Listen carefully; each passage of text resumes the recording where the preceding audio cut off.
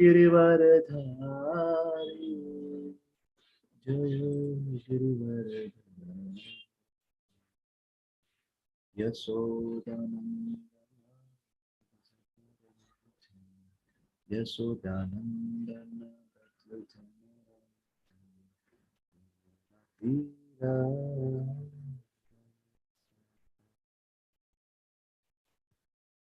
यमुना तीरा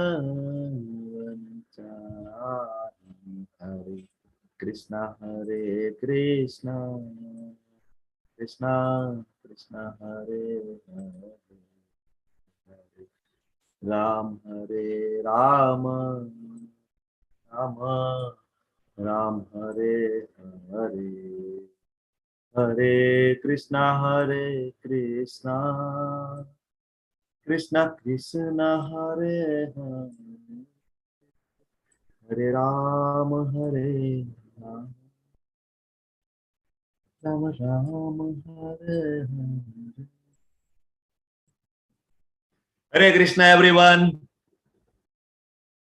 हरे कृष्णा स्वागत है तमारू बधानु हरे कृष्णा इस्कॉन बेंगलुरु श्री श्री राधा गोविंद टेम्पल नंदपुर तरफथी तमारू हार्दिक स्वागत है મને ખૂબ આનંદ થાય છે તમારું બધાનું સ્વાગત કરતા વેલકમ રોજ ભગવદ ગીતાના ક્લાસમાં તમે બધા ઉત્સાહ ધૈર્ય અને નિશ્ચયથી મારી સાથે જોડાવો છો મને ખૂબ આનંદ થાય છે કારણ કે આ કોઈ સામાન્ય વાત નથી તમને એવું લાગે કે ભગવદ ગીતામાં રજીસ્ટ્રેશન કરાવવું લેવલ 1 માં હાજરી આપવી હરે કૃષ્ણ માતાજી એ કોઈ સામાન્ય ઘટના નથી કારણ કે જો આપણા સગાવાલા આપણા મિત્રો ઘણા બધા છે અને બીજા બધા વિષયો ઉપર ચર્ચા કરવા માટે ઘણા બધા માણસો છે શેર બજારની ચર્ચા કરવી હોય સિરિયલની ચર્ચા કરવી હોય મૂવીની ચર્ચા કરવી હોય ઘણા બધા માણસો છે પણ જ્યારે ભગવાનની લીલા ભગવાનના ગુણ ભગવાનના નામની જ્યારે ચર્ચા કરવી હોય તો આટલા મોટા ગુજરાતમાંથી આપણને માત્ર 40-50 કે 60 જણા આપણને મળે એ ચર્ચા કરવા માટે સવારમાં તો એ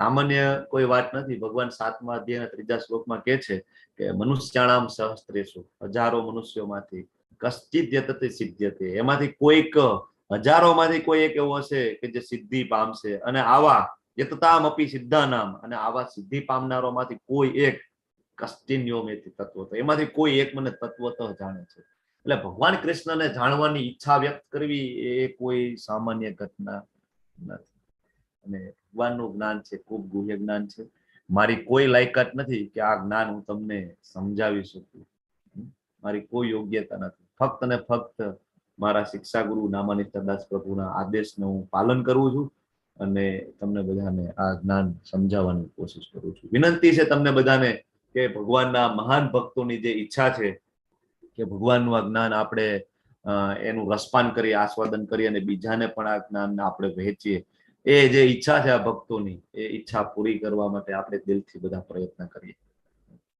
ઘણું બધું શબ્દો ઘણા એવું લાગશે વ્યાકરણ ઘણી વખત ના સમજાય ફિલોસોફી ઘણી વાર ના સમજાય ઘણા બધા પુસ્તકો તમે બધા વાંચેલા હશે ઘણા બધા સંતો મહંતોને તમે સાંભળેલા હશે તો તમને એવું લાગે કે ભાઈ અહીંયા કંઈક સમજાવે છે એક મારા વિચારો સાથે મેચ થતું નથી કંઈક આમાં તો અલગ જ લાગે છે પણ ચિંતા નહીં કરતા ભગવદ ગીતાની અંદર બધું છે એવું કઈ જ નથી એવા કોઈ પ્રશ્નના એવા જવાબ નથી કે જે ભગવદ ગીતાની અંદર ના હોય એવા કોઈ પ્રોબ્લેમ નથી કે જેનું સોલ્યુશન ભગવદ ગીતાની અંદર ના હોય ખાલી તમે મારી સાથે 18 ચેપ્ટર સુધી બની રહો બધા પ્રશ્નોના જવાબ તમને મળી જશે હરે કૃષ્ણ પ્રભુજી હરે કૃષ્ણ માતાજી વેલકમ આપણા બીજા કો હોસ્ટ પણ આવી ગયા છે યસ જિગ્નેશ દરબારજી થેન્ક યુ તમને કો હોસ્ટ બનાવી દઉં છું અમરીશ પટેલ વેલકમ પ્રભુ થેન્ક યુ ફોર જોઈનિંગ હરે કૃષ્ણ પ્રભુ હરે કૃષ્ણ તમને કો હોસ્ટ બનાવી દીધા છે હરે કૃષ્ણ પ્રભુજી હરે કૃષ્ણ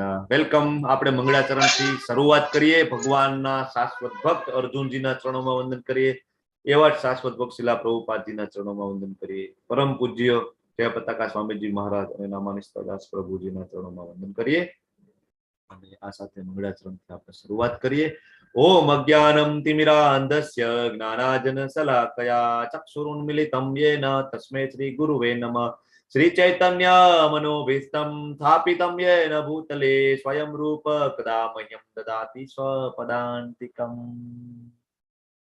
હૃદયમાં રહેલા, ગુરુના હૃદયમાં રહેલા જે પરમાત્મા સ્વરૂપે જે ભગવાન બિરાજે છે, જો ગુરુના શરણે આપણે જઈએ તો એ નોલેજ છે આપણા હૃદયમાં ધીમે ધીમે ટ્રાન્સફર થાય.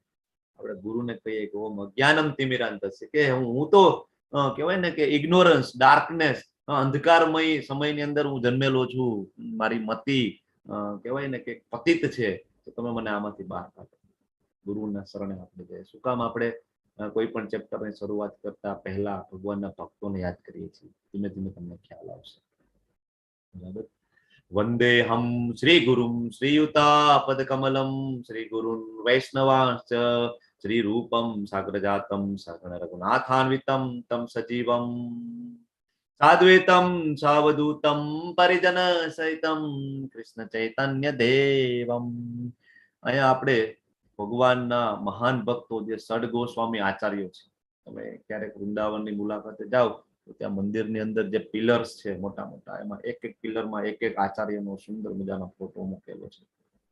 ખબર પડે અત્યારે જે તમે વૃંદાવનના દર્શન કરી રહ્યા છો, વૃંદાવન ધામમાં તમે જાઓ ને ભગવાનની જે બધી લીલાઓ થયેલી છે, એ બધું કેસી ઘાટ છે કે નિધિવન છે કે જે ત્યાં સ્થળો છે એનું તમે દર્શન કરી રહ્યા છો, એનું શ્રેય માત્ર ને માત્ર આ તમારી સામે જે અત્યારે 6 આચાર્યો છે, જે સડ ગોસ્વામીઓ છે, એમના ફાળે જાય છે. કારણ કે બહુ બધા આક્રમણો આપણા ઉપર પહેલા થયેલા અને વૃંદાવનને તહસ નહસ કરી નાખેલું. બરાબર. અને પછી આ સડ ગોસ્વામી આચાર્યો આવે છે અને એ વૃંદાવનને ફરીથી આપણા માટે સજીવન કરે છે. રાધારાણી જે છે, શ્રીમતી રાધારાણી, એમની જે સખીઓ છે, એમની જે સહેલીઓ છે, એ સહેલીઓ જ આ ગોસ્વામી સ્વરૂપે કળિયુગની અંદર આવે છે અને આપણને ફરીથી વૃંદાવન ધામના દર્શન કરાવે છે. શ્રી રાધા કૃષ્ણ પાદાન સહગણ લલિતા શ્રી વિશાખાન્વિતાંશ્ચ હે કૃષ્ણ કરુણા સિંધુ દીનબંધુ જગતપતે ગોપેશ ગોપિકા કાંત રાધા કાંત નમસ્તુતે. કૃષ્ણજીનો પ્રણામ મંત્ર છે. તપ્ત કાંચન ગૌરાંગી રાધે વૃંદાવનેશ્વરી વૃષભાનુ સુતે દેવી પ્રણમામી હરિપ્રિયે. રાધાજીનો પ્રણામ મંત્ર છે. વાંછા કલ્પતરુભ્યશ્ચ કૃપા સિંધુભ્ય એવ ચ પતિતાનાં પાવનેભ્યો વૈષ્ણવેભ્યો નમો નમઃ. જેટલા પણ ભગવાનના મહાન ભક્તો છે, જેટલા પણ વૈષ્ણવો છે, એ બધાને આ વૈષ્ણવ પ્રણામ મંત્ર કહેવાય. આપણે બધા વૈષ્ણવોને દંડવત પ્રણામ કરીએ છીએ. ખૂબ મહત્વનું છે. વિનમ્રતા હોય તો આ વસ્તુ શક્ય બને. જય શ્રી કૃષ્ણ ચૈતન્ય પ્રભુ નિત્યાનંદ શ્રી અદ્વૈત ગદાધર શ્રીવાસાદિ ગૌર ભક્ત વૃંદ. હરે કૃષ્ણ કૃષ્ણ કૃષ્ણ હરે હરે, હરે રામ રામ રામ હરે હરે. હરે કૃષ્ણ. હરે કૃષ્ણ પ્રભુજી. હરે કૃષ્ણ પ્રભુજી. ખૂબ સુંદર મજાનું ચેપ્ટર છે. હરે કૃષ્ણ કર્મયોગ. ઘણા બધાને આ ચેપ્ટર બહુ ગમતું હોય છે, કારણ કે આપણે બધા કઈ ને કઈ કામ તો કરતા જ હોય. સારું કામ છે, પુણ્ય કર્મ છે, દાન કર્મ છે, અને ક્યારેક અજાણતા પાપ કર્મ, ખરાબ કર્મ આપણાથી થતું હોય તો ત્યારે આપણને વિચાર આવે કે ભાઈ આ બધા કર્મો કરીએ છીએ તો એક્ઝેક્ટલી આનું ઇમ્પેક્ટ શું પડે, આ કર્મનું ફળ શું ભોગવવું પડે આપણને, ક્યાં આ બધી વસ્તુનું આપણને સમજવા મળશે કે ભાઈ હું દાન કરું છું, પુણ્ય કરું છું, આનું મને એક્ઝેક્ટલી ફળ કઈ રીતના ને કેવું મળે.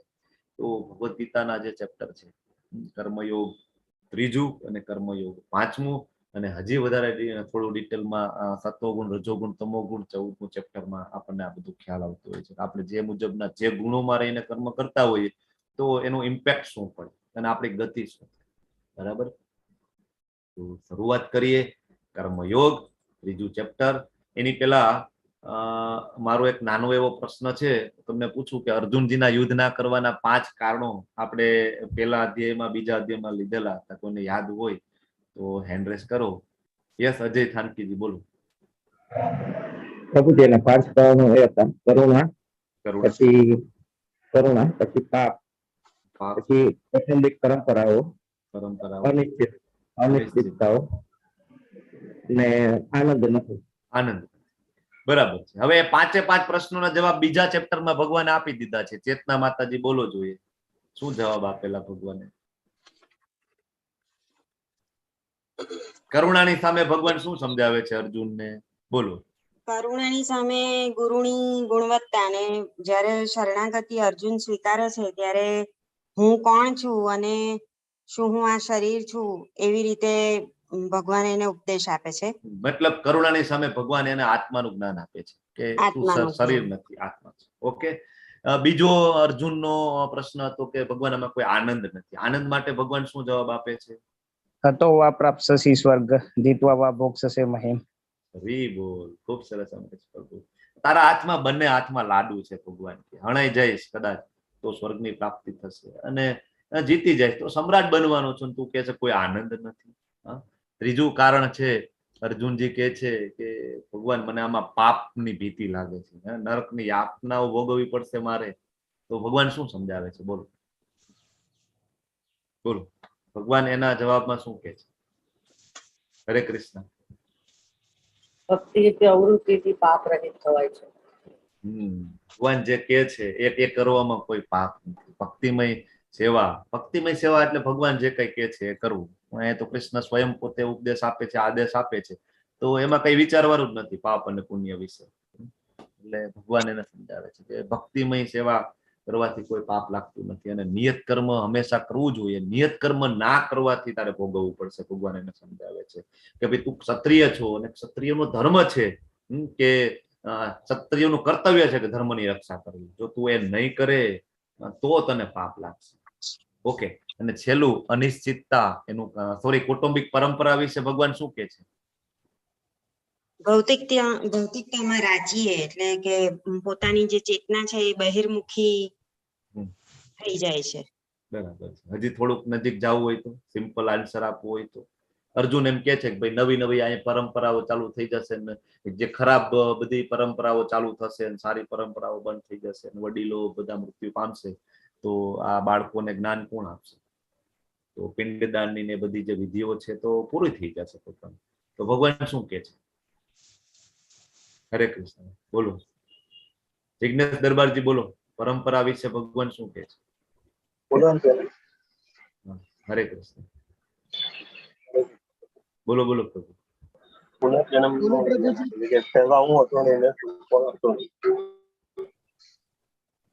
બરાબર છે. ઓકે, બીજા કોઈ કઈ ઉમેરવા માંગે છે? હરે કૃષ્ણ. પરંપરા વિશે ભગવાન શું કહે છે? કે સ્ત્રીઓ દૂષિત થશે. હરે કૃષ્ણ. એ તો અર્જુનજી કહે છે કે સ્ત્રીઓ દૂષિત થશે, એ બધું ભગવાન શું કહે છે બીજા ચેપ્ટરમાં? બોલો કોમલ માતાજી. હા, ભગવાન કહે છે કે તું અગર નહીં લડીશ યુદ્ધ તો બી તારી પરંપરાનો મતલબ નાશ જ થશે, કેમ કે એના લીધે ક્ષત્રિયની મતલબ ન લડવાની જે છે એની હાનિ થશે અને પરંપરાની નાશ થશે. જો તું નહીં ભાઈ તું યુદ્ધ નહીં કરે ને તો તું એક નવી પરંપરા એવી ચાલુ કરીશ ને કે ભવિષ્યની અંદર માણસોને જ્યારે પણ તકલીફ પડશે, દુઃખ પડશે ને એ યુદ્ધ ક્ષેત્ર છોડીને ભાગી જશે. બાળક એક્ઝામ દેવા જશે ને ખૂબ અઘરું પેપર હશે, છોડીને આવતું રહેવાનું, ઘરે આવીને પપ્પાને કહી દેવાનું અર્જુને ભાગી ગયા હતા, મુશ્કેલી હતી તો હું ભાગી ગયો, એમાં કઈ નવીન નથી. બરાબર ને? તો જ્યારે સમાજમાં મુશ્કેલી પડે, બિઝનેસમાં મુશ્કેલી પડે, ભાગી જવાનું. ભગવાન કે છે તું આવી પરંપરાનો ચીલો ચાતરવાનો છો, તું પરંપરાની વાત કરે છો. અને અનિશ્ચિતતા માટે ભગવાન શું કે છે? કોણ કે છે? અનિશ્ચિતતાના જવાબમાં ભગવાન શું સમજાવે છે? તું તારો ધર્મ નિભાય એમ, અને તું યુદ્ધ કરવા માટે ઉભો થા એમ. વ્યવસ્થાયિક બુદ્ધિ, ભગવાન કે છે કે જે બુદ્ધિ છે, વ્યવસ્થાયિક બુદ્ધિ છે, ભક્તિમાં તું લગાડે અને હું કહું એ પ્રમાણે કરે તો એમાં કોઈ અનિર્ણયતાને કોઈ સ્થાન નથી. દ્રઢ નિશ્ચય થઈને તું મારા આદેશનું પાલન કર. બીજા અધ્યાયના 41મા શ્લોકમાં આપણને સમજાવે છે. ઓકે, પછી આપણે ગઈકાલે જોઈ ગયા ભગવાનને આત્મ સાક્ષાત્કાર કરવાના 3 સ્ટેજ: બ્રહ્મ, પરમાત્મા અને ભગવાન. અને આ બધું યાદ રાખજો. તો હવે ઓલમોસ્ટ ભગવદ ગીતા છે એ બીજા ચેપ્ટરની અંદર ફિનિશ થઈ જાય છે. તો ત્રીજું ચેપ્ટર કઈ રીતના ચાલુ થાય છે? તો બીજા ચેપ્ટરનો એક શ્લોક છે 2.49. એમાં ભગવાન એમ કહે છે કે દુરેણ હિ ઔરમ કર્મ બુદ્ધિ યોગાત ધનંજય. હવે અર્જુનને છે ને આમ તો યુદ્ધ કરવું જ નહોતું. આપણે પહેલા ચેપ્ટર થી જોઈએ છીએ અર્જુન તો એને ધનુષ મૂકી દીધા છે. ભગવાન મારે યુદ્ધ નથી કરવું, મારાથી થાય એમ નથી. અને એમાંય ભગવાન એને જ્ઞાન આપે છે કે આપણે શરીર નથી ને આત્મા છીએ. એટલે જ્ઞાન યોગમાં ભગવાન એને લઈ જાય છે. પણ પછી ભગવાન 2.49 માં એ પણ કે છે કે દુરેણ અવરમ કર્મ, એટલે કે જે ખરાબ કર્મ છે, જે ઘૃણાસ્પદ કર્મ છે અર્જુન, એ તારે દૂરથી જ ત્યજી દેવા જોઈએ. શેનો ઉપયોગ કરીને? તો કે બુદ્ધિ યોગનો ઉપયોગ કરીને. બુદ્ધિ યોગ જ ધનંજય અર્જુને આ પકડી લીધું. ભગવાન તમે કીધું બુદ્ધિ યોગનો ઉપયોગ કરવાનો છે, ખરાબ કર્મથી દૂર રહેવાનું છે. એને તો આમે લડવું નહોતું અને ભગવાને કહી દીધું. એટલે હવે પાછા છેલ્લે ભગવાન એને એમ કે છે કે અર્જુન તું ઉભો થા અને દ્રઢ નિશ્ચય થા યુદ્ધ કરવા માટે. બીજા જતી એટલે હવે અર્જુન છે કન્ફ્યુઝ થાય છે. ભગવાન એક બાજુ તમે એમ કહો છો હું શરીર નથી, હું આત્મા છું, મારે આ બધી લપ શું કામ કરવાની? હું તો આત્મા છું, મારે તો તમારા શરણે આવવાનું છે. વાત પૂરી થઈ ગઈ. હું તો જ્ઞાન યોગમાં આગળ વધુ, ભગવદ ગીતા લઈ લઉં, ભગવદ ગીતા લઈને કઈક ગુફામાં જતો રહું અને આખી ભગવદ ગીતાને હું સમજી લઉં, પછી હું તમારા શરણે આવી જાઉં. તો અર્જુન પૂછે છે કે હે જનાર્દન, હે કેશવ, જો તમે બુદ્ધિને સકામ કર્મ કરતા શ્રેષ્ઠ માનતા હોય, મતલબ કે જ્ઞાન યોગ, અહીંયા જ્ઞાન યોગની વાત થાય છે કે જ્ઞાન યોગને તમે કર્મ કરવા કરતા શ્રેષ્ઠ માનતા હોય, તો પછી મને આ ઘોર યુદ્ધમાં શું કામ પહેરો છો? એક બાજુ તમે એમ કહો છો કે બુદ્ધિ યોગનો ઉપયોગ કર અને ઘૃણાસ્પદ કર્મ તારે છોડી દેવાના છે, મતલબ તારે જ્ઞાન યોગમાં આગળ વધવું છે. બીજી બાજુ તમે એમ કહો છો કે તું ભાઈ તારું બાણ લઈ લે અને આ બધાનો વધ કરી નાખ. આઈ એમ કન્ફ્યુઝ ભગવાન, આમાં મને કઈ સમજાતું નથી. અહીંયા ભગવાનને જનાર્દન અને કેશવ તરીકે સંબોધન કરે છે. કોઈ કહેશે કે આ શ્લોકમાં ભગવાનને શું કામ જનાર્દન અને કેશવ તરીકે સંબોધવામાં આવેલા છે? હરે કૃષ્ણ. જનાર્દન અને કેશવ શું કામ? કેસી નામના રાક્ષસને માર્યું હતું. હા, અને જનાર્દન જન્મ એટલે માણસોનું આર્ધ સાંભળે, લોકોના દુઃખ આર્ધ.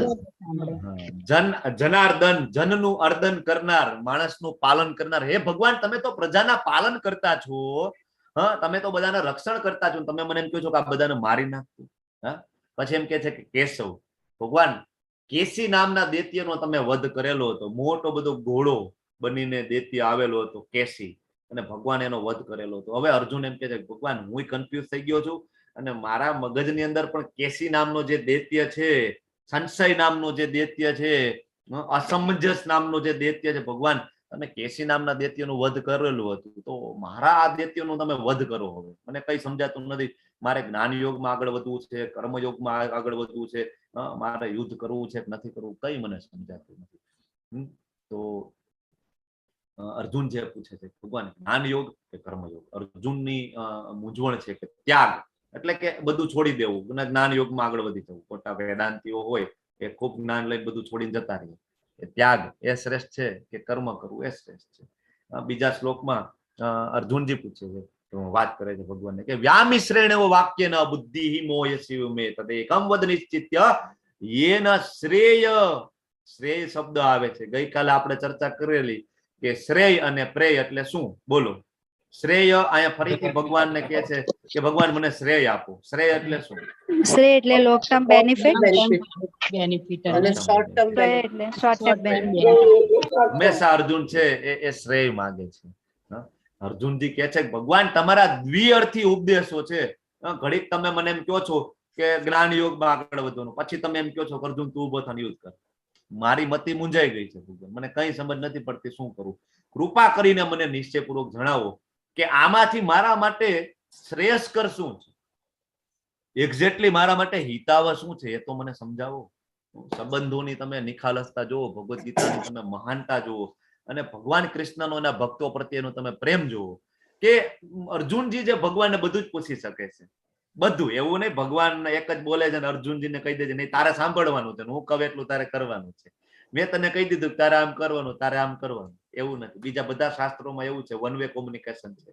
કોઈ સંતો મહંતોને સાંભળતા હોય તમે તો એમાં પણ મોસ્ટલી વન વે કોમ્યુનિકેશન હોય, કે બોલતા હોય, આપણે ખાલી સાંભળવાનું હોય. પણ ભગવદ ગીતાની અંદર એવું નથી. અર્જુનજી જ્યારે જરાક પણ ડાઉટ લાગે તરત જ ભગવાનને પૂછે મને ડાઉટ છે ભગવાન સમજાવો આગળ, હજી થોડો ડિટેલમાં લઈ જાઓ. અને આ ભગવાન પાસે અર્જુન હંમેશા શ્રેય માગે છે. એના ઉપરથી આપણે શીખવાનું કે એક્ઝેક્ટલી ભગવાન પાસે આપણે શું માગવું જોઈએ. વરદાન કેવું માગવું જોઈએ? શ્રેય માગવું કે પ્રેય માગવું? લોંગ ટર્મ માગવું કે શોર્ટ ટર્મ માગવું જોઈએ? બરાબર. તો ખાસ આપણે આ શીખવું જોઈએ અર્જુનજી માંથી.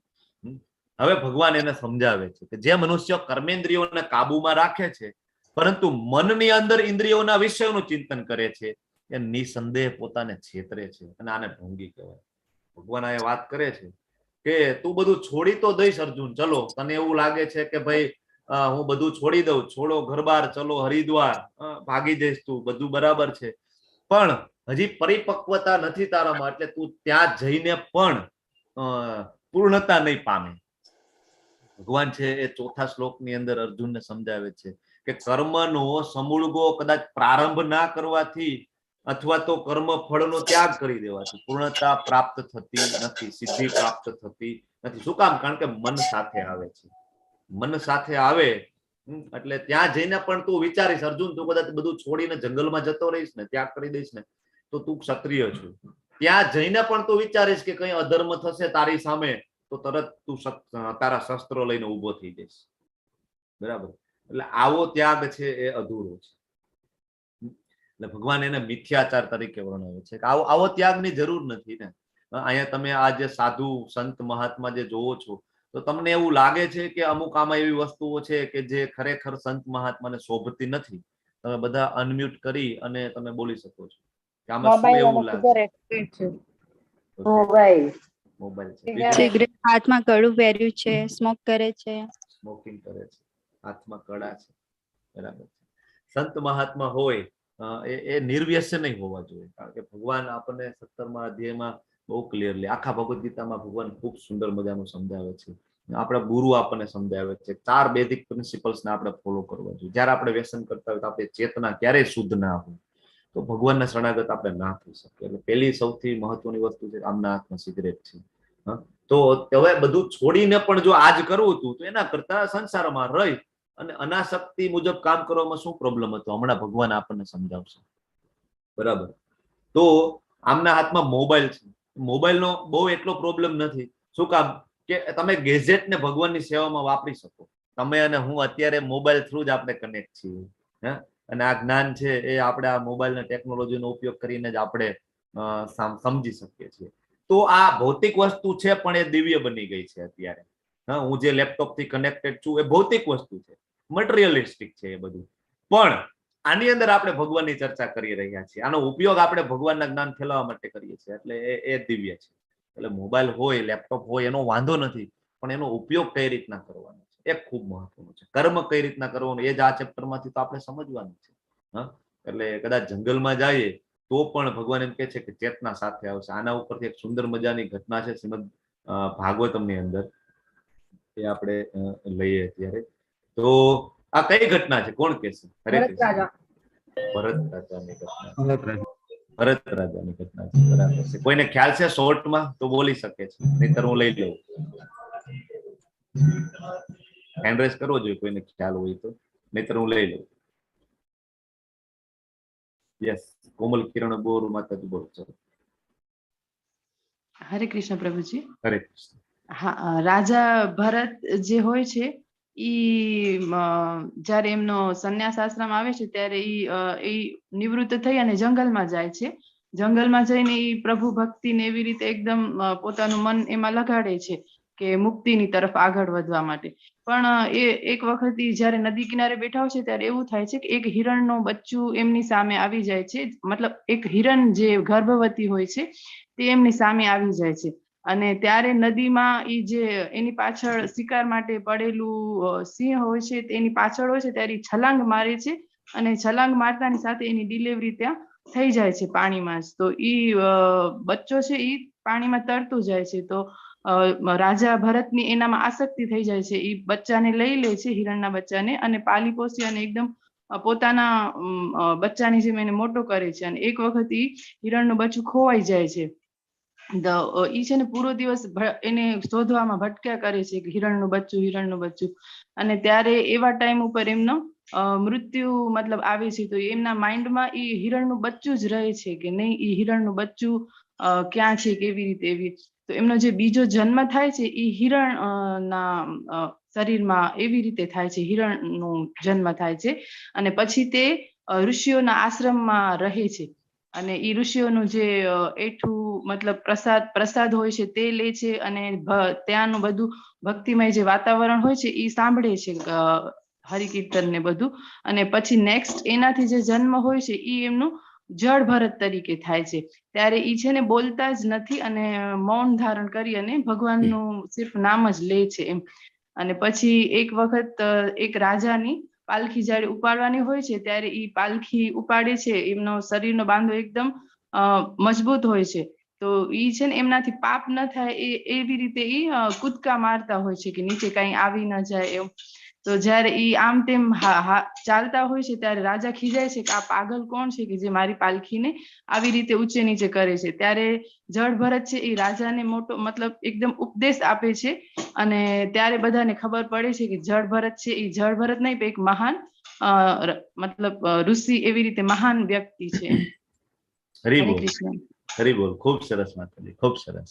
તો અહીંયા ભરત રાજાની ઘટના છે. શ્રીમદ ભાગવતમ સ્કંદ 5મો અને 5મા સ્કંદની અંદર 7મા અધ્યાયથી લઈને છેક 13મા સુધી આનું વર્ણન આપેલું છે. રાજા ભરત, જેમના ઉપરથી આ આપણા દેશનું નામ ભારત પડેલું છે, એ છે આ રાજા ભરત. અને એ ઋષભદેવના પુત્ર છે. ઋષભદેવ છે એ ભગવાનનો એક અવતાર છે, શ્રી કૃષ્ણનો જ અવતાર છે. શ્રીમદ ભાગવતમમાં ઉલ્લેખ છે. તો ઋષભદેવના પુત્ર છે એ ભરત રાજા સમ્રાટ હોય છે, બધા ગુણ જ્ઞાનથી સંપન્ન અને પ્રજાપાલક રાજા હોય છે, લાઈક શ્રીરામની જેમ. બરાબર. એના સમયમાં આખું રામ રાજ્ય. અને ત્યારે તો વૈદિક સમય હતો, તો 25 વર્ષ સુધી તો શરૂઆતમાં ગુરુકુળમાં એજ્યુકેશન થાય. તો એને ત્યારે બધું ખબર પડી જાય ગુરુકુળની અંદર કે બ્રહ્મચર્યાશ્રમનું શું મહત્વ છે, ગૃહસ્થાશ્રમનું શું મહત્વ છે, વાનપ્રસ્થનું શું મહત્વ છે, બધું. અથા તો બ્રહ્મ જિજ્ઞાસા એના પહેલા દિવસથી જ એના ગુરુ શીખડાવી દે કે ભાઈ ખરેખર આ મનુષ્ય જીવનનો ઉદ્દેશ્ય શું છે. અથવા તો બ્રહ્મ જિજ્ઞાસા. આપણને પ્રશ્ન થવો જોઈએ કે ભાઈ એક્ઝેક્ટલી હું કોણ છું, મારે ક્યાં જવાનું છે અને મારો ભગવાન સાથે શું સંબંધ છે. અથવા તો બ્રહ્મ જિજ્ઞાસા વેદાંત સૂત્રનું પેલું સૂત્ર છે આ. બરાબર. તો આ બધી ભરત રાજાને ખબર હતી. હવે આટલા મોટા સમ્રાટ હતા, તો એક સમયે એ વાનપ્રસ્થાશ્રમમાં જવાનું નક્કી કરી લે છે. હવે એને રિયલાઇઝ થઈ જાય જીવનનો અંત હવે નજીક છે. બધા એને ખૂબ વિનવે છે. એની પત્ની પંચજની અને એમના 5 પુત્રો હોય છે. 5 પુત્રોને ખૂબ આજીજી કરે છે તમે ના જાઓ. પણ એક જ ઝટકે બધું ઐશ્વર્ય, બધું સામ્રાજ્ય એ ભરત રાજા છોડી દે છે. અને નેપાળની બાજુમાં, અત્યારે નેપાળમાં ગંડકી નદી છે, ગંડકી નદીના કિનારે પુલ્હાશ્રમ નામનું એક જંગલ છે, ત્યાં જતા રહે છે. અને ત્યાં યજ્ઞ કરે છે, તપ કરે છે, હોમ હવન એ બધું કરે છે, ખૂબ કરે છે. બરાબર. પછી એક સમય એવું થાય છે કે એને અવાજ સંભળાય છે અને એ હવન કરતા કરતા એનું ધ્યાન જાય છે. તો એક ગર્ભિણી હરણ હોય છે, એની પાછળ એક સિંહ પડે છે, ઇન્સેક્ટ. બરાબર. તો એ હરણ છે દોડતું આખું નદીને ટપી જાય છે. નદીને ટપવામાં એટલું બધું એને પ્રેશર આવે હરણને કે એમની ત્યાં ડિલિવરી થઈ જાય છે. અને એ જે મા હરણ હોય છે એ મૃત્યુ પામે છે. અને જે બચ્ચું હરણ છે એ નદીમાં કહેવાય કે તણાવા લાગે છે. અને ભરત રાજા છે, ભગવાનના ભક્ત છે, દયા કરુણા તો સ્વાભાવિક હોવાની તરત ઉભા થાય છે, એ બચ્ચુને લઈ લે છે. એ બરાબર છે, આટલું કરે છે, બધું બરાબર છે. પછી એને લઈ આવે છે, એને ધીમે ધીમે કહેવાય કે એને પાડી પોસીને થોડું મોટું કરે છે. હવે પછી ખરેખર એને છોડી દેવું જોઈતું હતું, કારણ કે એ તો જાનવર છે ને, બરાબર, ઓટોમેટિક એના જે ગ્રુપમાં જતું રહેવાનું છે. પણ પછી થાય છે એવું કે ભરત રાજા એ યજ્ઞ તપ હોમ હવન એનું જે તપસ્યા બધી છોડી દે છે ને, એનું 100% કોન્સન્ટ્રેશન એ હરણના બચ્ચામાં જતું રહે છે. કહેવાય ને મોહ ઉત્પન્ન થાય છે, આસક્તિ. ભગવાન હમણાં શું કીધું કે ભાઈ બધું ત્યાગ કરીને જંગલમાં જઈશ ને તો મન તારું સાથે રહેશે ને, તો ત્યાં જઈને તું એ જ કરવાનું છે અને તું પાછો એમાંથી ભટકી જઈશ. સેમ એ ભરત રાજાનું અહીંયા એવું થાય છે કે ખરેખર જે ઉદ્દેશ્ય માટે એને વાનપ્રસ્થ લીધો હતો અને એનું ઐશ્વર્ય ધન બધું સામ્રાજ્ય છોડીને આવેલા હતા, એ તો હવે સાઈડમાં રહી ગયું અને હરણમાં મોહિત થઈ ગયા છે. એક સમયે હરણ મોટું થાય તો સ્વાભાવિક છે, તો એ જતું રહે ને, બરાબર, એમના ગ્રુપમાં.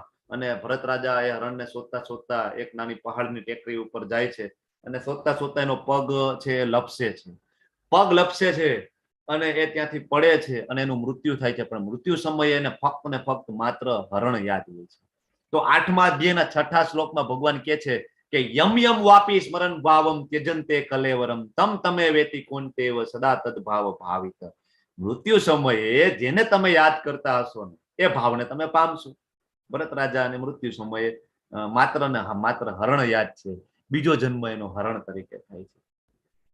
પણ ભગવાનની કૃપાથી એને યાદ રહે છે પેલા હું ભરત રાજા હતો અને મારી ભૂલના કારણે હું અત્યારે હરણ બનેલો છું.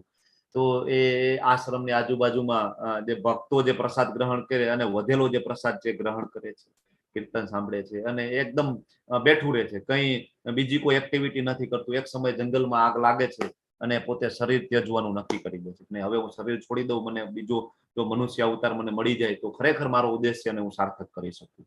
અને એ હરણ છે એનું શરીરનો ત્યાગ કરે છે અને પછી એને જન્મ મળે છે બ્રાહ્મણ કુટુંબની અંદર. બરાબર, આગળ જોઈશું 6થા અધ્યાયમાં ભગવાન કહે છે શું કામ બ્રાહ્મણ કુટુંબમાં જન્મ મળે, શું કામ સદાચારી ફેમિલીમાં જન્મ મળે.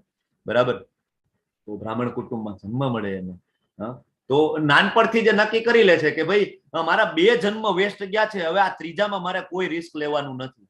નાનપણથી કઈ જ બોલતા નથી કે બોલું તો હું સંસારમાં પડી જાઉં ને. મૂઢ એટલે એને કહેવાય જડ. જડ આપણે નથી કહેતા આ તો જડ જેવો છે, કઈ બોલતો જ નથી. ભરત રાજા કઈ બોલતા નથી, મોઢું જ ના ખોલે. એક સમય એવું થાય છે કે એના ખેતરની અંદર એને રખિયાવાળી કરવા માટે એના ભાઈ ને ભાભીઓને બધા મોકલે છે. તો ત્યાં ઓલા બધા કહેવાય ને કે ડાકુ બધા આવે છે બધી ચોરી કરવાને, એમ તોય આ ભાઈ કઈ મોઢું નથી ખોલતા. ડાકુઆને ઉપાડી જાય છે તોય મોઢું નથી ખોલતા. ડાકુને એકચ્યુઅલી કેવું હોય છે, કાલી માતા ને બલિ આપવાની હોય છે. તો વિચારે છે કે આના કરતા વિશેષ કોણ મળે, આ કઈ બોલતો જ નથી, ચલો આને ઉપાડો, આની બલિ આપી દો. અને ભરત રાજાને ઉપાડે છે, બરાબર, જળ ભરતને ઉપાડે છે અને એને કાલી માતાની સામે લઈ જાય છે, ચલો કે આને બલિ આપી દો. જેવી તૈયારી બલિ આપવાની એ બધા કરે છે અને મહાકાળી છે સાક્ષાત પ્રગટ થાય છે. મહાકાળી પ્રગટ થાય છે અને એનું જે ભાલા વડે બધા જે ડાકુઓનો મહાકાળી છે વધ કરી દે છે, તરત બધાને મારી નાખે છે. બરાબર, તો ભરત રાજા કઈ બોલતા નથી. એક ઘટના ત્યાં પૂરી થાય. એક સમય એવો થાય કે ત્યાં એક રાજા હોય છે, રાજા રાહુગણ. હવે એને કહેવાય કે એની પાલખી ઉપાડવા માટે સેવકોની જરૂર હોય છે. એટલે કોઈ એમ કે છે કે ભાઈ અહીંયા એક આ નવરો બેઠો છે, આને ઉપાડો ને લઈ જાઓ ને. તો એ જળ ભરત ને લઈ જાય છે, ચાલ ભાઈ લઈ જાય. હવે જળ ભરત તો જ્ઞાની માણસ છે, હવે એ પાલખી તો ઉપાડે છે પણ નીચે એ ધ્યાન રાખે છે કીડી મકોડા મરવા ના જોઈએ. એટલે એ કહેવાય ને પગ ઊંચા કરતા આવી રીતના આમ ચાલે, ડાન્સ કરતા કરતા. એટલે ઓલી પાલખી આમ ઊંચી નીચી થાય. ઓલા રાજાને એમ કે આ કોણ મૂર્ખ છે કે પાલખી આ રીતના કે ઊંચી નીચી કરીને કે આમ આ રીતના ચાલે છે. અને રાજા છે નો કહેવાના શબ્દો ભરત રાજાને કહે છે. ભરત રાજા ત્યાં સુધી એનું મોઢું ખોલતા નથી પણ નો કહેવાના અપશબ્દો ઘણા બધા બોલે છે રાજા રાહુગણ. અને પછી ભરત રાજા એનું મોઢું ખોલે છે અને એને જ્ઞાન આપે છે અને બધું એને કહે છે કે હું કોણ છું અને શું કામ હું આ રીતના કરું છું. અને રાજા રાહુગણને ખૂબ સુંદર મજાનું આત્મા અને શરીર વિશેનું જ્ઞાન, પરમાત્મા વિશેનું જ્ઞાન, મનુષ્ય જીવનના ઉદ્દેશ્ય વિશેનું જ્ઞાન છે એ ભરત રાજા આપે છે. અને રાજા રાહુગણ છે એને તરત જ એ જ્ઞાન લાગી જાય છે અને એ પણ ભગવાનની ભક્તિમાં લીન થઈ જાય છે. એટલે કહેવાનો મતલબ એ છે કે જવાબદારીમાંથી ભાગવાનું નથી. ભગવાન આપણને અહીંયા એ શીખડાવે છે કે આપણે આપણી જવાબદારીમાંથી ભાગવું જોઈએ નહીં. આપણે આપણું કર્તવ્ય છે એ કરવાનું છે. ભગવાન ભગવદ ગીતામાં બહુ ક્લિયરલી ત્રીજા ચેપ્ટરમાં કહે છે કે આપણે કર્તવ્ય આપણું કરવાનું છે. હજી આપણે આગળ વધીએ 7મા શ્લોકમાં ભગવાન સમજાવે છે કે જો કોઈ નિષ્ઠાવાન મનુષ્ય કર્મેન્દ્રિયોને મન દ્વારા નિયંત્રિત કરે છે, ઇન્દ્રિયોને થોડી કંટ્રોલ કરો ને મન દ્વારા, અને અનાસક્ત થઈને કર્મયોગ, કર્મના ફળ પ્રત્યે કોઈ આસક્તિ નથી. રિઝલ્ટ જે કઈ આવે, મારે તો ભગવાનની ભક્તિ કરવી છે, મારે બધા કર્મો છે એમાં ભગવાન કૃષ્ણને સેન્ટરમાં રાખીને મારે કર્મ કરવાના છે, કૃષ્ણ ભાવના કર્મ કરવા છે. અને આરામ કરે તો ભગવાન કે ચડિયાતું છે.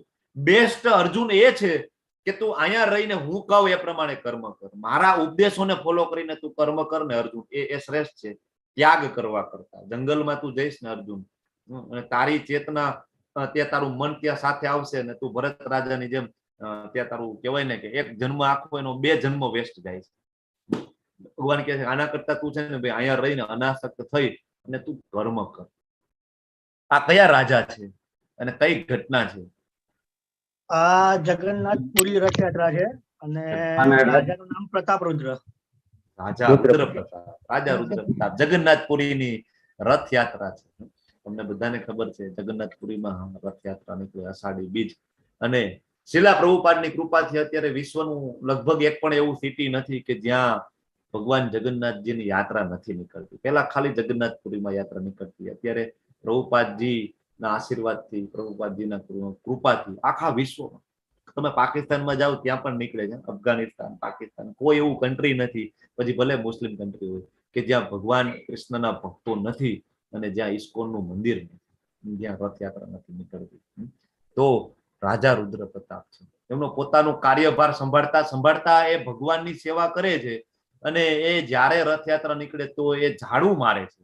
જે ગલીમાંથી ભગવાનની યાત્રા નીકળતી હોય એ શેરીને ક્લીન કરે છે. અત્યારે પણ જ્યારે રથયાત્રા નીકળે છે તો અત્યારે પણ આ રાજાના વંશજો છે એ ભલે એક ફોર્માલિટી સ્વરૂપે સોનાનું ઝાડુ છે એ મારે છે, પણ ફોર્માલિટી કરે છે.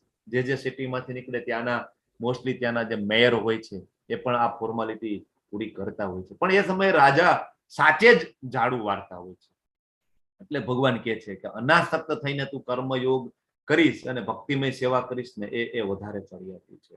આ સંસારમાં આપણે રહીએ તો આ કમળપત્રની જેમ આપણે જો સંસારમાં હોય તો આજુબાજુનું જે કઈ પાણી છે, જે કઈ કાદવ છે, જે કીચડ છે, એ જો ભક્તિમય સેવામાં હઈશું ને તો આપણને આ કેમ પાણી છે આ કમળપત્રને ટચ નથી કરી શકતું.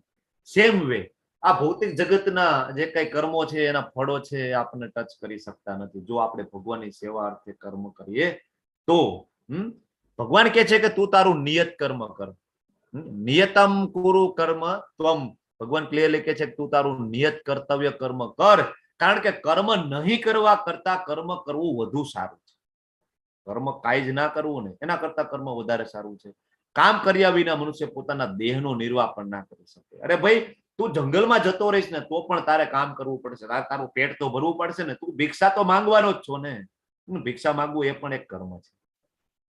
કાંઈ નહીં કરે તો તારે શ્વાસ તો લેવો પડશે ને. શ્વાસ લેવો એ પણ ભગવાન કહે છે કે એ પણ એક કર્મ છે. એટલે કર્મ કર્યા વગર તારો દેહનો નિર્વાહ પણ થઈ શકે નહીં. ભગવાન ક્યારે આપણને કહેતા નથી કે કંઈ છોડવાનું છે. જો નિયત કર્મ ક્યારે છોડવાનું નથી. સિંહે પણ મહેનત કરવી પડે એના ખોરાકને મેળવવા માટે. બરાબર. આ બાજુમાં એક મહાન હસ્તી છે એ કોણ છે? ભક્તિ વિનોદના ઠાકોર. મેજિસ્ટ્રેટ છે ભક્તિ વિનોદ ઠાકોર. ભક્તિ વિનોદ ઠાકોર. રી બોલ. ખૂબ સરસ. ભક્તિ વિનોદ ઠાકોર છે આપણી આચાર્ય પરંપરાના ચોથા આચાર્ય શ્રીલા પ્રભુપાદજી. એમના ગુરુજી છે ભક્તિ સિદ્ધાંત સરસ્વતી ગોસ્વામી મહારાજ પ્રભુપાદ ઠાકોર. એમના ગુરુજી છે ગોર કિશોરદાસ બાબાજી મહારાજ અને એમના ગુરુ છે ભક્તિ વિનોદ ઠાકોર. અને ભક્તિ સિદ્ધાંત સરસ્વતી ગોસ્વામી મહારાજ છે એમના પુત્ર પણ છે ભક્તિ વિનોદ ઠાકોરના. એમનું નામ એક વિમલ પ્રસાદ પણ છે. ભક્તિ વિનોદ ઠાકોર એ બંગાળના મેજિસ્ટ્રેટ હોય છે. તમે વિચાર કરો કે અંગ્રેજોનો સમય ચાલે અને એ સમયે માણસો ખાલી બેરિસ્ટર બનવા માટે પણ વિદેશ જતા. બેરિસ્ટર એટલે વકીલ. વકીલ બનવા માટે માણસો વિદેશ જતા, પણ અહીંયા ભક્તિ વિનોદ ઠાકોર છે એ અંગ્રેજોના સમયના બેરિસ્ટર છે, સોરી મેજિસ્ટ્રેટ છે, જજ સાહેબ છે એ સમયે. બરાબર. અને કેવા જજ સાહેબ છે. અંગ્રેજો પોતે કહે છે કે જે કામ કરતા અંગ્રેજોને એક મહિનો લાગે છે એ ખાલી ભક્તિ વિનોદ ઠાકોર છે એના એક સેશનમાં એ કામ પૂરું કરી દેતા. એટલા પ્રખર જ્ઞાની. અને એનું કામ કરતા કરતા ભગવાનની ખૂબ સારી ભક્તિ કરે છે. ખૂબ આપણા આચાર્ય પરંપરામાં આવે છે. તમે વિચાર કરો કે કેટલા મહાન ભક્ત હશે. તો એ હવે એક સમયે બધું છોડી દે છે કે ભાઈ મારે આ કઈ કરવું નથી, મને આમાં સમય વધતો નથી ભગવાનની ભક્તિ માટે. એ છોડી અને એમ કે છે કે ભાઈ ચૈતન્ય મહાપ્રભુ જ્યાં પ્રગટ થાય છે, કળિયુગમાં કૃષ્ણજી ચૈતન્ય મહાપ્રભુ સ્વરૂપે આવે છે અને એ માયાપુરમાં પ્રગટ થાય છે, તો મારે ત્યાં રહેવું છે. બધું છોડીને ત્યાં જતા રહે છે. અંગ્રેજો એની પાછળ જાય છે કે તમે કયો એ અમે કરવા તૈયાર છીએ, પણ તમે આ જોબને છોડીને ના જાઓ. તો ભક્તિ વિનોદ ઠાકોર કહે છે કે ભાઈ મારી પાસે સમય નથી રહેતો ભગવાનની ભક્તિ કરવાનો. તો એ કહે છે કે ભાઈ માયાપુર થી જ્યાં તમારી કોર્ટ છે ત્યાં તમને 4 બોગીની ટ્રેન સ્પેશિયલી તમારા માટે અમે પાટા નાખી દઈએ. વિચાર કરો, હિસ્ટ્રીની અંદર અંગ્રેજોએ કોઈ માટે, ભારતીય માટે, કોઈ માટે જો પાટા નખાવેલા હોય સ્પેશિયલી અને 4 બોગીની ટ્રેન આપેલી હોય તો એ એકમાત્ર વ્યક્તિ ભક્તિ વિનોદ ઠાકોર છે કે ભાઈ તમારા માટે અમે સ્પેશિયલ ટ્રેન રન કરીએ છીએ, પણ તમે આવો. ભક્તિ વિનોદ ઠાકોર શરત મૂકે છે, જો ભાઈ હું 6 કલાક જ આવીશ, મારે અહીંથી ટ્રેનમાં મારી ટ્રેન આવી જવી જોઈએ, હું કોર્ટે આવું, કોર્ટનું કામ પતે તરત મને ટ્રેન અહીંયા મારે કહેવાય માયાપુર મને ઉતારવી જોઈએ, તો જ હું આવું. કારણ કે બાકીનો બધો સમય મારે મારા ભગવાનને આપવાનો છે, મારી સાધનામાં આપવાનો છે, મારે ઠાકોરજીના પ્રચારમાં મારે આપવાનો છે. તો આવા ભક્તિ વિનોદ ઠાકોર છે કે જે ગૃહસ્થાશ્રમમાં છે. એમને પણ પત્ની છે, બાળકો છે, એમનું કામ છે, એમનું જોબ છે, એમનો વ્યવસાય છે. એ કરતા કરતા પણ એ ભગવાનના મહાન ભક્ત બની ગયા. આપણે ભક્તિ વિનોદ ઠાકોરજીમાંથી ખૂબ પ્રેરણા લેવાની છે, ખૂબ શીખવાનું છે. એટલે ભગવાન કહે છે કે કર્મ નહીં કરવા કરતા કર્મ સારું. બરાબર. હવે આપણે આ ચેપ્ટરનું જે હાર્દ છે એ સમજીએ કે ખરેખર કર્મ એટલે શું, કર્મના પ્રકાર કેટલા છે. તો કે વિકર્મ કર્મ, નિષ્કામ કર્મ અને અકર્મ. વિકર્મ એટલે કે ખરાબ કર્મો. જેને આપણે પાપ કર્મો કહીએ, ભગવાનના જે ઉપદેશો છે, ભગવાનના જે નિયમોને ફોલો ના કરીને જે કઈ કામ કરીએ એ વિકર્મ કહેવાય. કર્મ એટલે કે સકામ કર્મ, જે ભૌતિક પ્લેટફોર્મ ઉપર આપણને એવું લાગે કે આપણે સારું કામ કરીએ છીએ, સકામ કર્મ. એમાં દાન આવી જાય, પુણ્ય કર્મો આવી જાય, બધા સકામ કર્મો એટલે કે કર્મ. ત્રીજું છે નિષ્કામ કર્મ. નિષ્કામ કર્મ એટલે ભગવાને હમણાં કીધું અનાસક્ત થઈને જે કર્મ કરીએ. કર્મ કરીએ પણ એમાં કોઈ આસક્તિ ના હોય, એને ફળ સાથે કોઈ એટેચમેન્ટ નથી, તો એ નિષ્કામ કર્મ છે, સ્વાર્થ વગર. અને છેલ્લું આવે છે અકર્મ. અકર્મ એટલે કે ભક્તિ. અકર્મની અંદર કર્મ તો કરવાનું જ છે, પણ બધું જ કર્મ છે એ ભગવાનની સેવા માટે કરવાનું છે, એને કહેવાય અકર્મ. અને આ બધા માંથી સૌથી શ્રેષ્ઠ છે એ અકર્મ છે. ભક્તિમય સેવા છે એ અકર્મ છે, બાકી બધા છે એ બંધનને પાત્ર છે. કર્મનો કાયદો તમને ખબર છે ને, ન્યૂટનનો ત્રીજો નિયમ, action and reaction are equal and opposite. જેવું તમે કરશો એવું તમે ભરશો. કર્મનો સિદ્ધાંત આવો છે, કર્મનો કાયદો અહીંયા લાગુ પડે છે. ધ્યાન રાખવાનું, કર્મ કરવામાં બધું ભોગવવું પડે. ઘણા બધાને એમ થાય કે ભાઈ સારા માણસો હોય એમની સાથે ખરાબ કેમ થાય? પ્રભુજી તમે સમજાવો છો કે કર્મનો નિયમ લાગુ પડે છે, તો સારા માણસો સાથે ખરાબ કેમ થાય? પણ એ આપણે તો આ એક જન્મની જ ખાલી વાત કરીએ છીએ, એમના પૂર્વ જન્મના કર્મો એમના વિશે આપણે વિચારતા નથી. તમે એક બાંબુનું વૃક્ષ જોયું હોય, બાંબુ એટલે વાર્સ, બરાબર? એ જયારે ઉગાડીએ ને તો શરૂઆતમાં એનો ગ્રો ના થાય, એ વધે જ નહીં. શરૂઆતમાં 6 મહિના સુધી એનું કોઈ ડેવલપમેન્ટ ના થાય ને અચાનક જ એ વધવા માંડે તો સીધું 10 ફૂટ 15 ફૂટ 20 ફૂટ ની ઊંચાઈ થાય. સેમ વે કર્મ છે ને, એ ક્યારેક આ રીતના અંકુરણ સ્વરૂપમાં હોય, બીજ સ્વરૂપમાં હોય. ધીમે ધીમે ધીમે એનો યોગ્ય સમય આવે ને એટલે ઘટાટોપ વૃક્ષ છે એનું એ સ્વરૂપ ધારણ કરે. એટલે એવું ના સમજવું કે જે ખરાબ લોકો છે એ મજા કરે છે, પણ એક સમય આવે કે એને કર્મનું ફળ ભોગવવું જ પડે. આ તો પુણ્ય કર્મ અને પાપ કર્મ એ બંને એક જાતનું બેલેન્સ જેવું છે. એ બરાબર એક જાતનું ક્રેડિટ કાર્ડ જેવું છે કે તમે થોડાક ધારો કે 70% પુણ્ય કર્મ કરેલા છે, 30% પાપ કર્મ કરેલા છે ગયા જન્મમાં, તો પેલા પુણ્ય કર્મનું ફળ ભોગવવાનું 70% તે ભોગવવામાં ઘણો લાંબો સમય જાય. અને જેને પાપ કર્મ કરતા જે જોયા હોય તે બધાને એમ થાય કે આને તો પાપ કર્મ પણ કરેલા છે, પણ એના પુણ્ય કર્મો પણ હતા, એના કારણે અત્યારે ભોગવી રહે છે. પણ પુણ્ય કર્મનું બેલેન્સ પૂરું થાય તરત જ પાપ કર્મ ચાલુ થાય અને તરત એને ભોગવવાનું ચાલુ થાય. કર્મનો સિદ્ધાંત છે કોઈને છોડતો નથી, કોઈને પણ નહીં. કોઈ પણ જીવ છે એમાંથી બચી શકતો નથી, બરાબર? તો હવે ભગવાન આપણને સમજાવે છે કર્મ એક્ઝેક્ટલી કઈ રીતના કરવાનું છે. આ ચેપ્ટરનું હાર્દ શું છે? આ ચેપ્ટર ખરેખર કર્મ એટલે શું? તો ભગવાન કહે છે કે વિષ્ણુ પ્રીત્યાર્થે યજ્ઞ તરીકે કર્મ કરવું જોઈએ. કર્મ એટલે શું? કર્મ એટલે યજ્ઞ સ્વરૂપે કર્મ કરવાનું. યજ્ઞ અર્થાત કર્મણો અન્યત્ર લોકો અયમ કર્મ બંધન તદર્થમ કર્મ કોંટેય મુક્ત સંગ સમાચાર. ભગવાન કહે છે કે વિષ્ણુ પ્રીત્યાર્થે યજ્ઞ તરીકે કર્મ કરવું જોઈએ, અન્યથા ભૌતિક જગતમાં કર્મના બંધન ઉત્પન્ન થાય. માટે હે કોંટેય, તું તેમની એટલે કે વિષ્ણુની પ્રસન્નતા અર્થે નિયત કર્મ કર, એ રીતે તું સદા અનાસક્ત અને બંધનમાંથી મુક્ત રહીશ. ભગવાન કહે છે કે વિષ્ણુ પ્રીત્યાર્થે જ્યારે કર્મની વાત આવે, જ્યારે ભૌતિક જગતની વાત આવે, ત્યારે ભગવાન પોતાને વિષ્ણુ તરીકે રિપ્રેઝન્ટ કરે છે. હકીકતે વિષ્ણુ છે કૃષ્ણમાંથી આવે છે. ભગવાન અહીંયા એમ કહી શકે કે કૃષ્ણ પ્રીત્યાર્થે કર, પણ જ્યારે ભક્તિની વાત થશે ત્યારે ભગવાન પોતાનું નામ લેશે, ત્યારે ભગવાન પોતાની વાત કરશે. પણ જ્યારે ભૌતિક જગતના કર્મના સિદ્ધાંતો, ઐશ્વર્ય એમની વાત આવે ત્યારે ભગવાન છે એમ કહેશે કે વિષ્ણુ પ્રીત્યાર્થે. યજ્ઞ તરીકે કર્મ કરવું, તમને બધાને એમ થાય કે ભાઈ યજ્ઞ તરીકે કર્મ કરવું એટલે શું? ઓલો સ્વાહા સ્વાહા વાળો યજ્ઞ કરવાની વાત છે? તો સ્વાહા સ્વાહા વાળો યજ્ઞ છે કળિયુગની અંદર શક્ય નથી. સ્વાહા સ્વાહા વાળો જે યજ્ઞ છે એની અંદર શુદ્ધ ગાયનું ઘી જોઈએ, બરાબર? શુદ્ધ ઘી જોઈએ, શુદ્ધ બ્રાહ્મણ જોઈએ, જે ચારિત્રથી, મનથી, વિચારથી, વાણીથી શુદ્ધ હોય એવો બ્રાહ્મણ જોઈએ. એના જે શ્લોકોનું ઉચ્ચારણ છે ખૂબ શુદ્ધ હોવું જોઈએ અને શુદ્ધ પવિત્ર જગ્યા હોવી જોઈએ યજ્ઞ કરવા માટે. કળિયુગની અંદર આ ચારેય વસ્તુ પ્રાપ્ય નથી. ચૈતન્ય મહાપ્રભુ આવે છે ને કે છે કળિયુગની અંદર કોઈ બ્રાહ્મણ નથી, બધા શુદ્ર છે, બધા શુદ્ર છે. કોઈનું આચરણ એટલું શુદ્ધ નથી જે ભગવાન ભગવદ્ ગીતામાં કહે છે બ્રાહ્મણ કેવા હોવા જોઈએ, આગળ કહે છે. તો એવું આચરણ નથી. તો યજ્ઞ સ્વરૂપે એટલે કઈ રીતના કરવું? બોલો, યજ્ઞ એટલે શું? હરે કૃષ્ણ. નામ જપ યજ્ઞોસ્મી, બરાબર ને? જપ યજ્ઞ કરી શકાય. ખરેખર કળિયુગની અંદર યજ્ઞ એટલે જપ યજ્ઞ છે. કોઈ પણ કામને સંકીર્તન યજ્ઞ. કોઈ પણ કર્મને તમે કૃષ્ણ સાથે જોડી દો એટલે એ યજ્ઞ થઈ ગયો. જો સતયુગ હતો ને ત્યારે આયુષ્ય 1 લાખ વર્ષનું હતું. તો ત્યારે માણસો છે તપ કરતા, એ સમય તપસ્યા કરતા. 10,000 વર્ષ સુધી તપ કરે કરદમ મુનિ. ધ્રુવ મહારાજ છે ખૂબ તપ કરે અને 36,000 વર્ષ સુધી એ રાજ્ય ભોગવે છે. જોઈશું આગળ. કરદમ મુનિ 10,000 વર્ષ સુધી તપ કરે છે અને દેવહૂતિ એમના જે પત્ની છે એમના કોડે ભગવાન એ પ્રગટ થાય છે કપિલ મુનિ તરીકે. ત્યારે તપ થઈ શકતું હતું, કારણ કે વાતાવરણ શુદ્ધ હતું, મનની શુદ્ધતા હતી અને બધાની નીતિ સાચી હતી અને બધા જાણતા હતા ખરેખર મનુષ્ય જીવનનો ઉદ્દેશ્ય શું છે. અથવા તો બ્રહ્મ જિજ્ઞાસા, તો તપ કરી શકાતું હતું, સમય હતો બધા પાસે.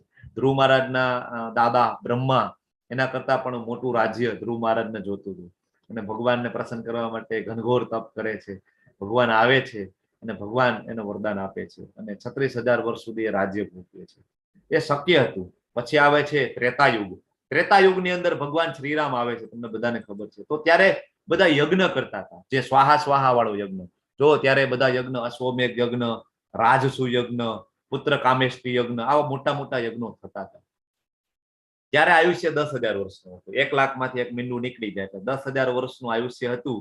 અને ત્યારે એ બધી વસ્તુ શુદ્ધ અવેલેબલ હતી કે યજ્ઞ થઈ શકતો હતો. પછી આવે છે દ્વાપર યુગ, જેમાં ભગવાન શ્રી કૃષ્ણ પ્રગટ થાય છે. તો દ્વાપર યુગની અંદર માત્ર ને માત્ર વિગ્રહ પૂજા. વિગ્રહ પૂજા એટલે ભગવાનની મૂર્તિ, ભગવાનનું જે શ્યામ સુંદર સ્વરૂપ છે બરાબર, એમની પૂજા થતી દ્વાપર યુગની અંદર. ત્યારે આયુષ્ય 1,000 વર્ષનું હતું. માણસો પાસે સમય હતો. માણસોના ઘર કરતા મંદિરો મોટા હતા અને માણસો ઘરમાં કરતા મંદિરમાં વધારે સમય વિતાવતા હતા એ સમય દ્વાપર યુગમાં. અને પછી હવે બરાબર આપણો યુગ આવે છે કળિયુગ. કળિયુગની અંદર આયુષ્ય માત્ર ને માત્ર 100 વર્ષનું આયુષ્ય છે. એટલી બધી બુદ્ધિ પણ નથી. તો ભગવાન શ્રીમદ ભાગવતમમાં કહે છે અને આજ શ્રીમદ ભગવદ ગીતામાં 10મા અધ્યાયના 25મા શ્લોકમાં કહે છે કે અહીંયા કઈ રીતના તમે ભગવત ધામ જઈ શકો અને પૂર્ણતા પામી શકો. તો ભગવાન કહે છે કે યજ્ઞ નામ જપ યજ્ઞો સ્મી. તમે જપ કરો અને જપ કરતા કરતા માત્ર ને માત્ર હરિનું નામ, કૃષ્ણનું નામ, રામનું નામ જ આપણને આ ભૌતિક જગતમાંથી બહાર કાઢી શકે. બાકી કોઈ પણ વસ્તુ અત્યારે શક્ય નથી. અત્યારે જો આપણે બધા રેગ્યુલર મંદિર પણ નથી જઈ શકતા ને. મંદિર તો છે જ, પણ આપણે બધા કામ ધંધામાં એટલા બધા કહેવાય ઉલજી ગયા છીએ કે આપણે રોજ મંદિરે જઈ નથી શકતા, મંગળા આરતી નથી કરી શકતા. એટલે ચૈતન્ય મહાપ્રભુ 550 વર્ષ પહેલા આવે છે અને આપણને હરે કૃષ્ણ મહામંત્ર આપે છે અને કહે છે કે હરે કૃષ્ણ મહામંત્રનો જપ કરો અને કૃષ્ણ પ્રેમ તમે લઈ જાઓ. સૌથી હાઈએસ્ટ વસ્તુ છે કૃષ્ણ પ્રેમ. ચૈતન્ય મહાપ્રભુ આપણને આપે છે. બરાબર. કઈ રીતના આ જપ કરવો જોઈએ તમને બધાને ખબર છે. હરે કૃષ્ણ કૃષ્ણ કૃષ્ણ હરે હરે, હરે રામ રામ રામ હરે હરે. થોડાક અહીંયા રેફરન્સ છે ને. તો પંચતત્વ અહીંયા વચ્ચે જે છે એ સાક્ષાત શ્રી કૃષ્ણ જે છે ચૈતન્ય મહાપ્રભુ સ્વરૂપે 550 વર્ષ પહેલા આવે છે, એ છે ચૈતન્ય મહાપ્રભુ. બાજુમાં બ્લુ કલરની જે ધોતીમાં છે એ એમની બાજુમાં આચાર્ય છે બરાબર, નિત્યાનંદ પ્રભુ છે, એ બલરામજી છે. ભગવાન જયારે આવે ને ત્યારે એમના રસાળા સાથે આવે, બધા એમના ભક્તો, પ્રિય ભક્તો, મિત્રો બધા સાથે આવે. તો આ બલરામજી છે. એમની બાજુમાં આ વ્હાઈટ કલરની દાઢીમાં જે ઉભા છે અદ્વૈત પ્રભુ છે. તો એ સદાશિવ અને મહાવિષ્ણુનું કોમ્બિનેશન છે. શિવજી અને મહાવિષ્ણુ એ બંને નો કમ્બાઈન જે અવતાર કળિયુગની અંદર આવે છે એ અદ્વૈત પ્રભુ છે. અને અહીંયા આ બાજુ તમે જોવો છો સેફ્રન કલરની ધોતીમાં છે ગદાધર પંડિત છે. ગદાધર પંડિત એટલે એ સાક્ષાત રાધાજી છે. એ ગદાધર પંડિત તરીકે આવે છે. અને શ્રીવાસ આચાર્ય છે છેલ્લે, એ નારદજી છે. તો જ્યારે પણ આપણે હરે કૃષ્ણ મહામંત્રનો જપ કરીએ તો એના સુમેરુ મણકો જે હોય ને, પહેલો મણકો, એના ઉપર આપણે પંચતત્વ મંત્ર બોલતા હોઈએ છીએ. બરાબર. અને પછી આપણે માળા શરૂઆત કરતા હોઈએ છીએ. કેવી રીતના જપ કરવો? તો આ રીતના બીડ બેગ હોય છે. બીડ બેગમાં અહીંયા એક મોટું કાણું હોય છે, એમાં હાથ નાખી અને એક સામે બીજું કાણું હોય છે, એમાંથી આ આપણી જે આંગળી છે, પહેલી આંગળી, એના ઉપર માળા થાય નહીં. માળા કરવા માટે આ રીતના હોય છે. બીજી આંગળી ઉપર માળા થઈ શકે. આ આંગળીને આ રીતના રાખવાની અને પછી આ રીતના પારા છે એ એના ઉપર ફેરવવાના હોય છે. એ બીડ બેગ ગૌમુખીમાં આ રીતના હાથ નાખી અને આંગળી છે એ અહીંથી સામેથી બહાર કાઢી પછી અંદર માળા કરવાની હોય છે. તો આ જે સુમેરુ મણકો છે એના ઉપર પંચતત્વ મંત્ર બોલવાનો. આ કૃષ્ણને રિપ્રેઝેન્ટ કરે છે. આના ઉપર હરે કૃષ્ણ મહામંત્ર ના બોલી શકાય. એના પછી પેલો મણકો અને સુમેરુ મણકાની વચ્ચે આ હરેક પંચતત્વ મંત્ર બોલવાનો હોય છે. આને કહેવાય અકર્મ. ચૈતન્ય મહાપ્રભુ હમણાં મેં કીધું ને 500-550 વર્ષ પહેલા આવે છે. દરેક ઘરમાં, આખા વિશ્વમાં, દરેક શેરીઓમાં હરે કૃષ્ણ મહામંત્રનો જપ અત્યારે થઈ રહ્યો છે. ચૈતન્ય મહાપ્રભુએ ભવિષ્યવાણી કરેલી તે સમયે કે વિશ્વમાં દરેક શેરીઓમાં, દરેક ખૂણામાં કૃષ્ણ અને રામનું નામ લોકો લેશે. અને અત્યારે લે છે. યુટ્યુબ ઉપર સર્ચ કરો તમને ખબર પડશે. ક્યારે જપ કરી શકાય? જયારે એકલા હોય ત્યારે કરી શકાય, પરિવાર સાથે કરી શકાય. આનો રેફરન્સ ક્યાં મળે આપણને?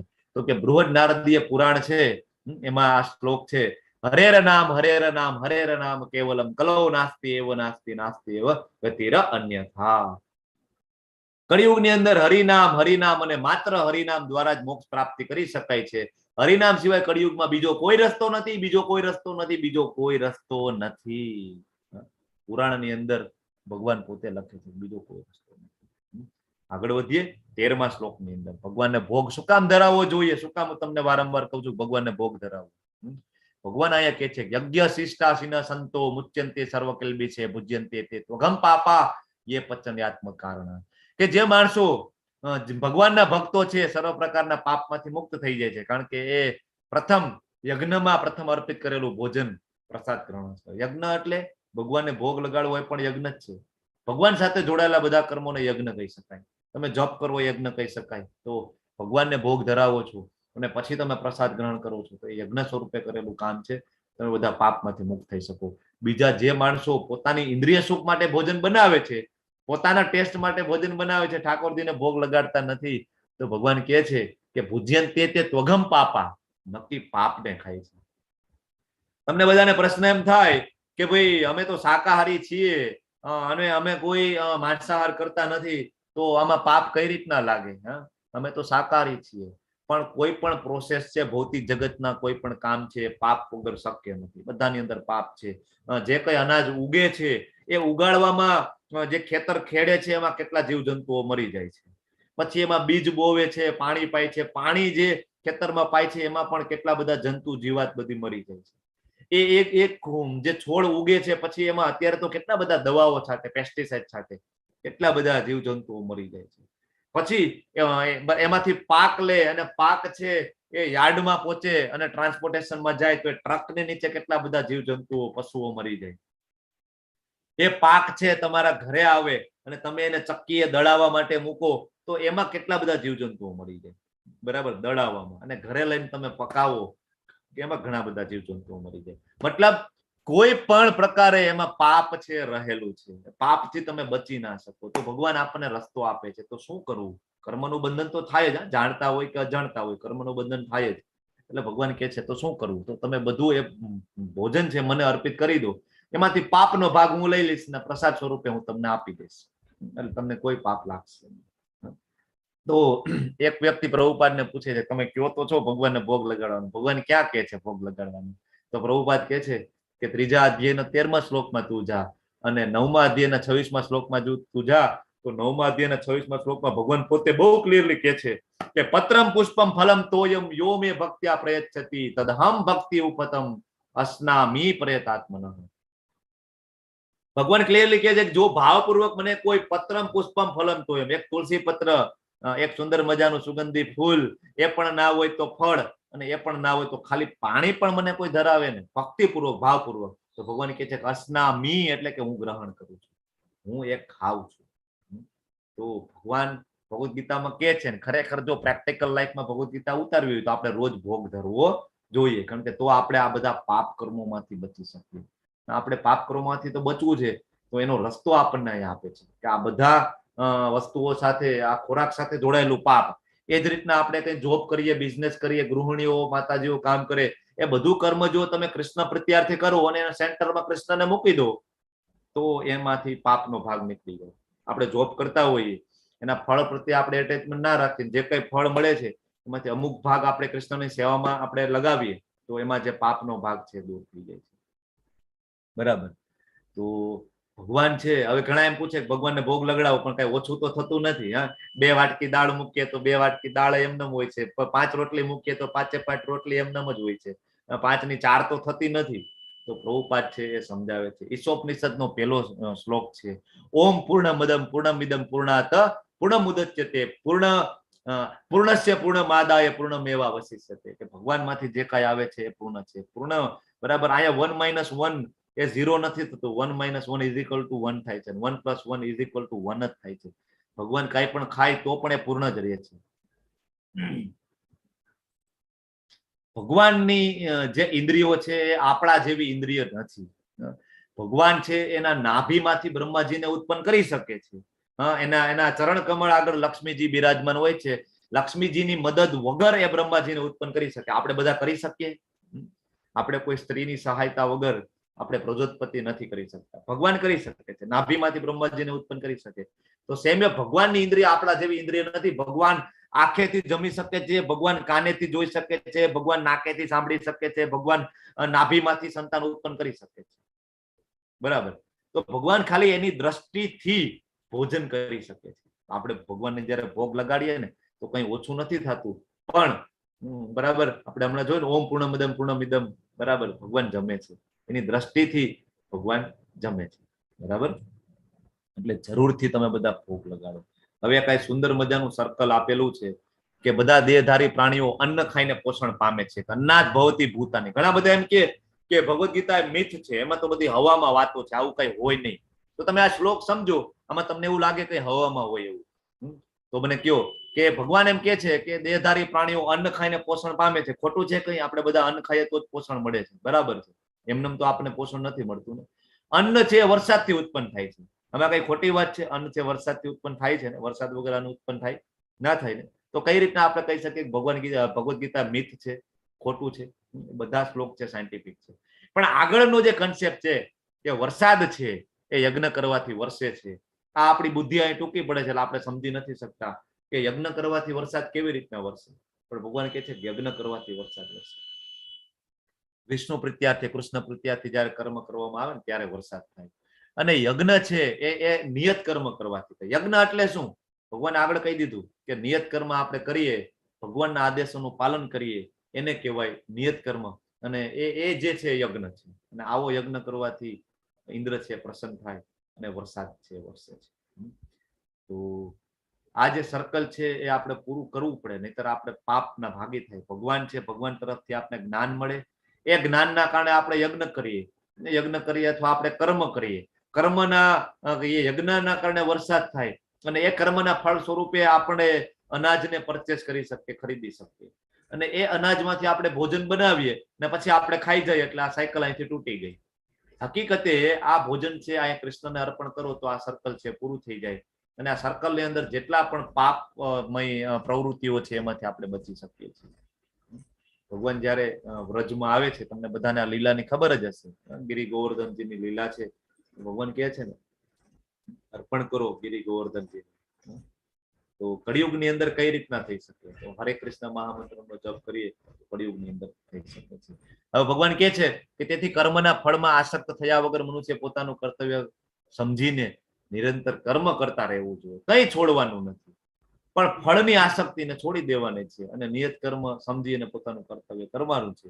કારણ કે અનાસક્ત રહીને કર્મ કરવાથી મનુષ્ય પરમેશ્વરની પ્રાપ્તિ થાય. જો ફળ પ્રત્યે એટેચમેન્ટ ના હોય ને અને એ રીતના કર્મ કરતા કરતા ભગવાન કહે છે કે આપણે ભગવત પ્રાપ્તિ કરી શકીએ છીએ. અહીંયા ભગવાનને પુરુષ તરીકે સંબોધેલા છે.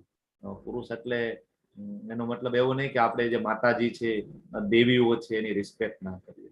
દુર્ગા દેવી, આ મટીરિયલ વર્લ્ડ છે ને દુર્ગ છે, કિલ્લો છે, અને એની રક્ષા માટે છે એ દુર્ગા દેવી છે. ખૂબ આદર, ખૂબ પ્રણામ અને ખૂબ રિસ્પેક્ટને પાત્ર છે બધી દેવીઓ, બધી માતાજીઓ.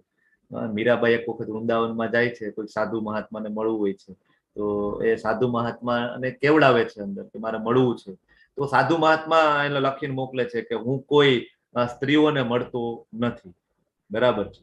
તો મીરાબાઈ સામો જવાબ લખીને મોકલે છે કે હું કૃષ્ણ સિવાય કોઈને પુરુષ માનતી નથી. મીરાબાઈ એમ કહે છે કે ખાલી કૃષ્ણ એક જ પુરુષ છે. કારણ કે પુરુષ એટલે ભોગતા, ભોગતા એટલે કે અલ્ટિમેટ એન્જોયર. અલ્ટિમેટ એન્જોયર છે એ ભગવાન પોતે છે, આપણે નથી. એટલે મીરાબાઈ કહે છે તો પુરુષ એ ભગવાન છે.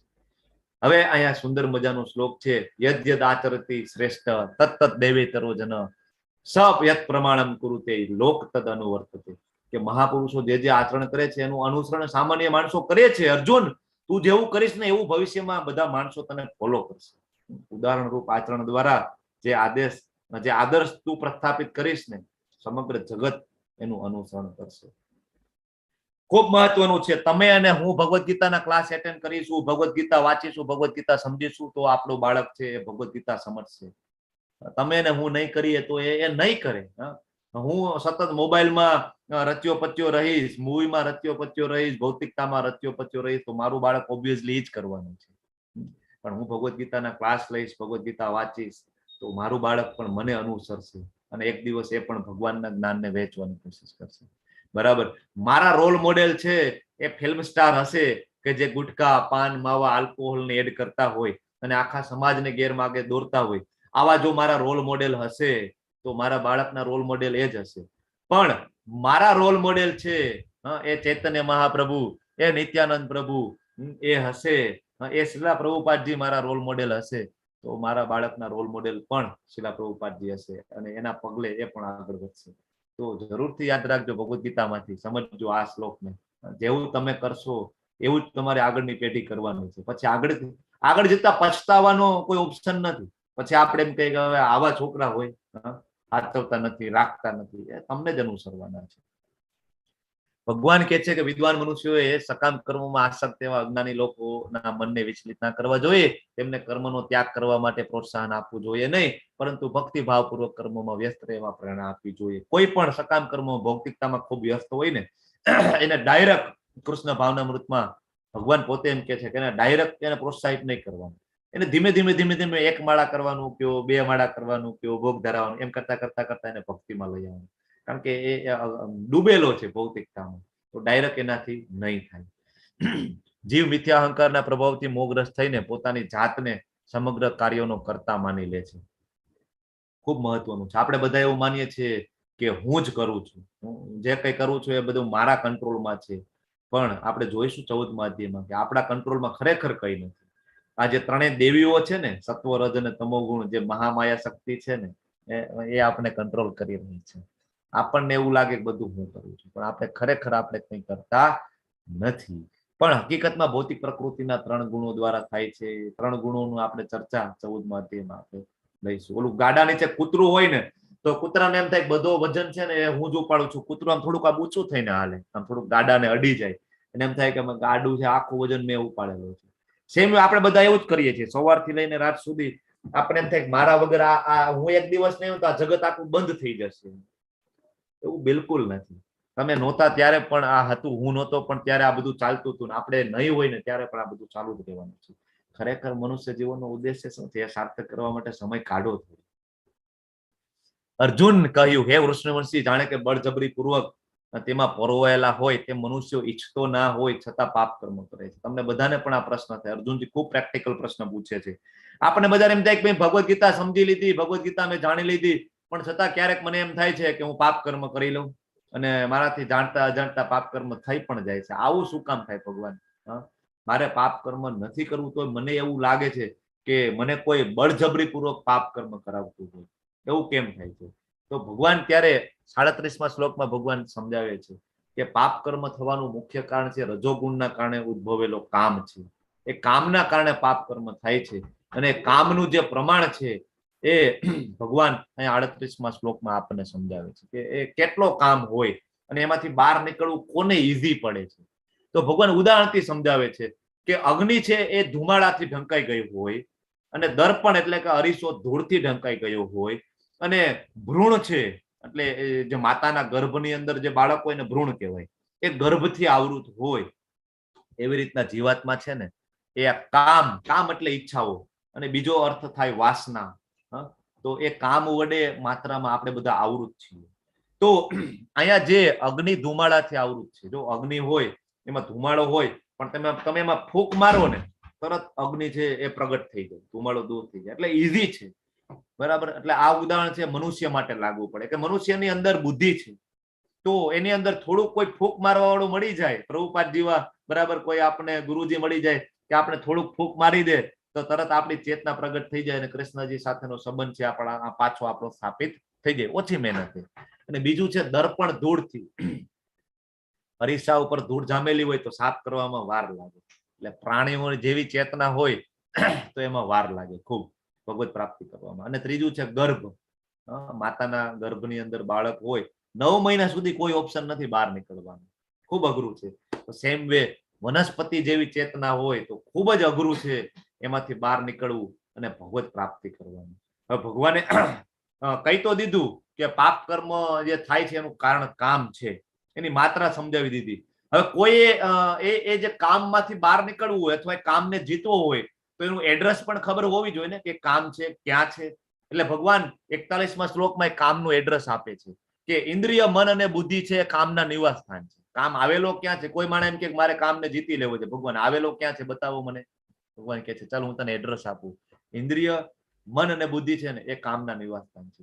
એમના દ્વારા આ કામ છે જીવાત્માના વાસ્તવિક જ્ઞાનને ઢાંકી દે છે અને એને મોહિત કરી દે છે. તો અહીંયા એના નિવાસ સ્થાન છે. કોઈને જીતવો હોય તો ખબર પડે ને કઈ રીતના જીતવો. હવે ભગવાન હજી થોડાક ડિટેલમાં જાય છે એ જ કામની અંદર, બરાબર. કે ભગવાન કે છે કે કર્મેન્દ્રિયો છે એ જળ પદાર્થ કરતા ચડિયાતી છે. જળ પદાર્થ એટલે આપણું શરીર, શરીર કરતા ઇન્દ્રિયો છે એ ચડિયાતી છે. જો કામનું આપણને સ્થાન તો આપી દીધું, ઇન્દ્રિય, મન, બુદ્ધિ. હવે ભગવાન વધારે ડિટેલમાં જાય છે કામને ખરેખર જીતવા માટે શું કરવું જોઈએ. કામને જીતી જાય તો પાપ કર્મ થાય નહીં, પાપ કર્મ ન થાય તો આપણે ભગવાનની સેવામાં લાગી જાય, ભગવાનની સેવામાં લાગી જાય તો ભગવત પ્રાપ્તિ થઈ જાય. એટલે અલ્ટિમેટ આ રસ્તો છે ભગવત પ્રાપ્તિનો, ધામમાં જવાનો રસ્તો છે.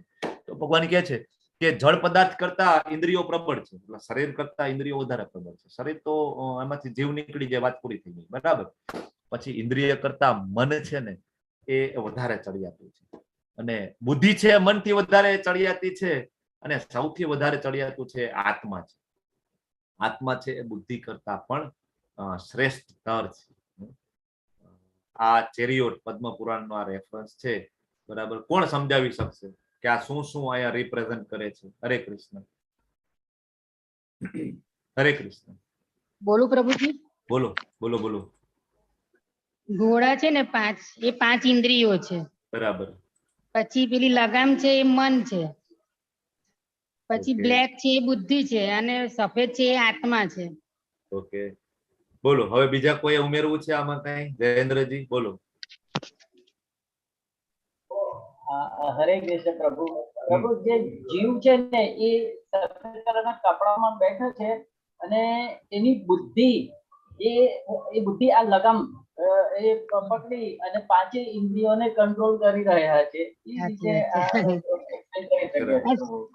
ખૂબ થેન્ક યુ, થેન્ક યુ. 5 ઇન્દ્રિયો આપણી જે છે એ અહીંયા 5 ઘોડાને રિપ્રેઝન્ટ કરે છે. લગામ જે પકડેલી છે મન, મન એટલે લગામ છે. અને એ મન કોના હાથમાં છે? બુદ્ધિના હાથમાં છે. અને બુદ્ધિ છે એ કોનો પાડોશી છે? આત્માનો. જો આત્મા પાછળ વ્હાઈટ કપડામાં સૂટ બૂટ પહેરીને એ બેઠો છે અને આનંદ કરે છે, એટલે આત્મા હેરાન થાય છે. આપણને એમ થાય કે આત્મામાં ભગવાન જેવા ગુણો છે, શું કામ એને વારંવાર શરીર ધારણ કરવા પડે ને? અહીંયા ખૂબ જો આનંદ કરી રહ્યો છે, બરાબર, બેઠો બેઠો. તો હવે જો આત્માને આપણે પ્રબળ બનાવીએ, આપણે કાલે જોયું તો ઓલું પાંજરા વાળું એક્ઝામ્પલ જોયું તું ને. આત્માનો ખોરાક છે હરે કૃષ્ણ મહામંત્ર, હરિનું નામ. જો આત્માને પ્રબળ બનાવીએ ને તો આત્મા તરત અહીંથી ઓર્ડર કરશે, એ ભાઈ બુદ્ધિ થોડી લગામ ખેંચ ભાઈ, કઈ બાજુ ઘોડા જાય છે જોતો ખરી તું.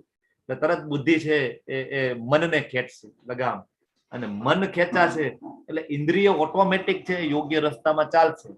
બાકી અત્યારે આપણું કેવું છે, આપણે આરામથી બેઠા છીએ પાછળ, બુદ્ધિને જે કાંઈ કરવું એ કરે, મનને જે કાંઈ કરવું એ કરે, અને ઘોડાને જ્યાં જવું હોય ત્યાં જાય. હું તો બેઠો છું, મને અહીંયા મજા આવે છે, એટલે આપણે હેરાન થઈએ છીએ. જયારે ભોગવવાની ઈચ્છા આવે ને મનમાં, એટલે આપણે અહીંયા હેરાન થઈએ છીએ. તો આત્માને જો પ્રબળ બનાવીએ તો આત્મા બુદ્ધિને ઓર્ડર કરે અને બુદ્ધિ તરત લગામ ખેંચી લેશે અને ઇન્દ્રિયો બધી યોગ્ય જગ્યાએ જાય. તો આપણે કામ વાસનામાંથી બહાર નીકળી જઈએ, હરિદાસ ઠાકોરની જેમ. આ હરિદાસ ઠાકોર છે, આગળ આપણે ક્યારેક સમય મળશે તો જરૂરથી આપણે એની ઘટનાનું વર્ણન આપણે કરીશું. તો ભગવાન અહીંયા કહે છે કે એ રીતે હે મહાબાહુ અર્જુન, મનુષ્ય પોતાને ભૌતિક ઇન્દ્રિયો, મન તથા બુદ્ધિથી પર જાણીને અને મનને વિવેકયુક્ત આધ્યાત્મિક બુદ્ધિ એટલે કે કૃષ્ણ ભાવના મૃતથી સ્થિર કરી આધ્યાત્મિક શક્તિ વડે સદા અતૃપ્ત કે અસંતોષી કામ રૂપી શત્રુને જીતી લેવો જોઈએ. કામ છે એ સૌથી મોટો આપણો શત્રુ છે. ભગવાન કે છે કે આને જીતી લેવો જોઈએ. આ ખૂબ મહત્વનું છે, કામને જીતવું. કામ એટલે ઈચ્છાઓ, કામ એટલે વાસનાઓ, અતૃપ્ત ઈચ્છાઓ, સતત અનિયંત્રિત ઈચ્છાઓ, કામ જીતી લેવું જોઈએ, જેમ હરિદાસ ઠાકુરે જીતી લીધું હતું. તો આ ચેપ્ટરમાંથી આપણે શું શીખવું જોઈએ? તો કર્મનો કાયદો, કર્મના નિયમો, પુણ્ય કર્મો છે તો અલ્ટિમેટલી સ્વર્ગીય ગ્રહો પ્રાપ્ત થાય, પાપ કર્મો કરીએ નરક ગ્રહો પ્રાપ્ત થાય, જેવું આપણે વાવીએ એવું આપણે લણીએ. બરાબર. તો ખરેખર આ ચેપ્ટરનો આપણે સાર આપણે જો કહીએ તો આખા ચેપ્ટરનો સાર એ છે કે કર્મ આપણે છોડવાનું નથી. પહેલી વસ્તુ, ભાગીને ક્યાંય જવાનું નથી. બરાબર. ભગવાન આ ચેપ્ટરમાં ક્યાંય સંન્યાસને પ્રોત્સાહન આપતા નથી ડાયરેક્ટલી. સંન્યાસ એ એક બરાબર છે, એક લેવલ છે, પણ એ બહુ ઊંચું લેવલ છે. સંન્યાસ લેવો એ ખોટું નથી, પણ એ લેવલ બહુ ઊંચું છે. પણ અહીંયા આપણે ગૃહસ્થાશ્રમમાં આપણે બધા છીએ તો ભગવાન આપણને જ્ઞાન આપે છે કે ભાઈ નિયત કર્મ કરવાનું છે, કઈ છોડવાનું નથી. બરાબર. અને એ કરતા કરતા ભગવાનની પ્રસન્નતા માટે આપણે કરવાનું છે કર્મ. યજ્ઞ વિષ્ણુ પ્રીત્યાર્થે. કોઈ ગૃહિણીઓ હોય ઘરે રસોઈ બનાવે, બરાબર, તો એને મનમાં ભાવ હોવો જોઈએ કે હું મારા ઠાકોરજી માટે રસોઈ બનાવું છું, હું મારા ઠાકોરજી મારા કૃષ્ણ માટે બનાવું છું. તો એમાંથી બધા પાપ કર્મો નીકળી જાય. અહીંયા બધા પ્રભુજીઓ છે, જોબ કરતા હોય, બિઝનેસ કરતા હોય, તો જોબ ઉપર જાય, બિઝનેસ કરે, તો એના મનમાં ભાવ હોવો જોઈએ કે મારે સવારે મંગળા આરતીમાં જવાનું છે, મારે 16 માળા કરવાની છે. આ તો ભૌતિક જગતમાં મેં જન્મ લીધો છે, મારા બાળકો છે, મારી પત્ની છે, મારી જવાબદારીઓ છે એ નિભાવી જોઈએ, કારણ કે એ બધા પણ એના અંશો છે. એનું પાલન પોષણ કરવું મારી ફરજ છે, કારણ કે એ પણ ભગવાનના જ અંશો છે. તો એમનું પાલન પોષણ મારે કરવું છે, એટલે મારે કામ કરવું પડે. હું બાકીનો સમય છે ઠાકોરજીની સેવામાં લગાડીશ. અને મારા જોબ, મારા બિઝનેસમાંથી જે કંઈ મને ફળ પ્રાપ્ત થાય છે, જે કંઈ ધનરાશિ પ્રાપ્ત થાય છે, એ હું ભગવાનની સેવામાં થોડી લગાડીશ. અને બાકીનું હું બેલેન્સ કરીશ, અને થોડું મારા માટે બેલેન્સ કરીશ, કારણ કે એ બેલેન્સના કારણે હું આગળના સમયમાં વાનપ્રસ્થ કરી શકીશ અને ભગવાનને પૂરતો સમય આપી શકીશ. તો જો આ રીતના વિચારીએ તો આપણું 24 કલાક છે કર્મ થઈ જાય અને યજ્ઞ સ્વરૂપે થઈ જાય, અને તો આપણે બધા પાપ કર્મોમાંથી બચી શકીએ. આ સાથે હું મારી વાણીને અહીં વિરામ આપું છું અને આ ચેપ્ટર અહીં પૂર્ણ થાય છે. હરે કૃષ્ણ કૃષ્ણ કૃષ્ણ હરે હરે, હરે રામ રામ હરે હરે. હરે કૃષ્ણ એવરીવન. હરે કૃષ્ણ પ્રભુજી. હરે કૃષ્ણ.